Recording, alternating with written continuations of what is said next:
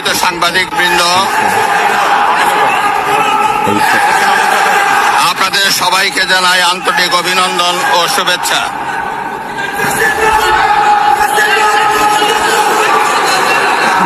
জনাব স্পিকার,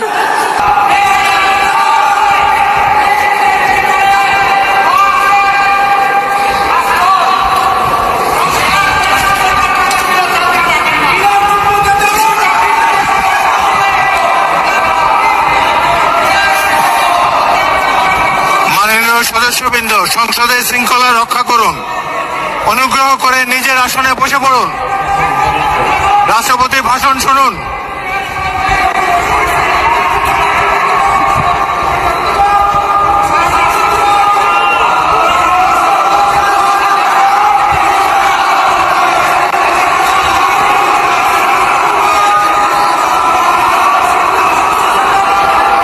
বিসমিল্লাহির রহমানির রহিম।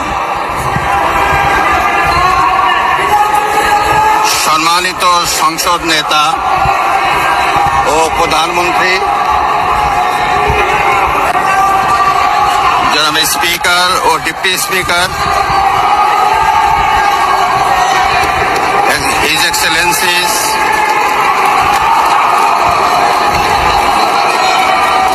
সম্মানিত সংসদ সদস্যবৃন্দ,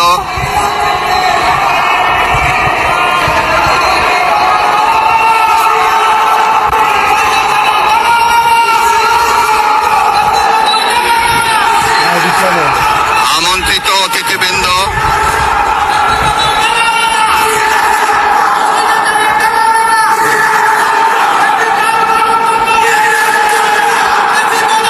প্রিন্ট এবং ইলেকট্রনিক মিডিয়ার সম্মানিত সাংবাদিক বৃন্দ,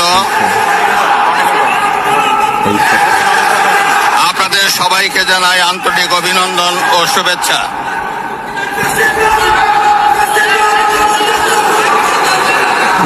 জনাব স্পিকার,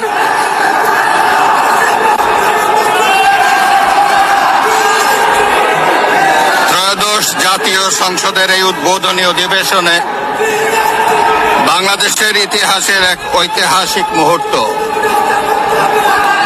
হাজারো শহীদের রক্তের সিঁড়ি বেয়ে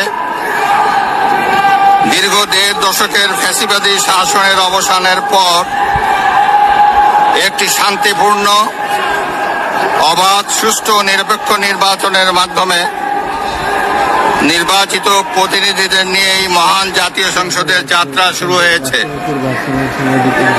ত্রয়োদশ জাতীয় সংসদ নির্বাচনে অংশগ্রহণকারী সকল রাজনৈতিক দল এবং এই নির্বাচন আয়োজনের সঙ্গে সংশ্লিষ্ট সকলের প্রতি আন্তরিক অভিনন্দন।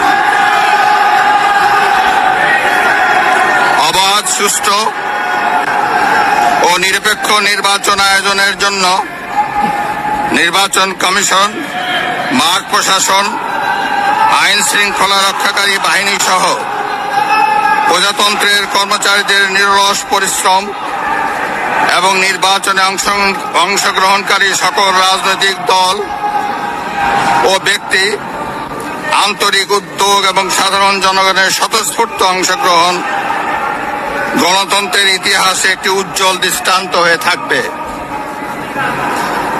বিএনপির চেয়ারম্যান জনাব তারেক রহমানের নেতৃত্বে বর্তমান জাতীয় সংসদে বিএনপি ও সমমনা দলগুলোর 2/3 বেশি আসনে বিপুল ভোটে জয়লাভ করেছে। জাতীয় সংসদে একটি শক্তিশালী বিরোধী দলের পাশাপাশি কয়েকজন স্বতন্ত্র সংসদ সদস্যও রয়েছেন। আমি এই সংসদে আপনার মাধ্যমে প্রধানমন্ত্রী তারেক রহমান এবং তার নেতৃত্বে গঠিত নতুন সরকারকে আন্তরিক অভিনন্দন জানাচ্ছি।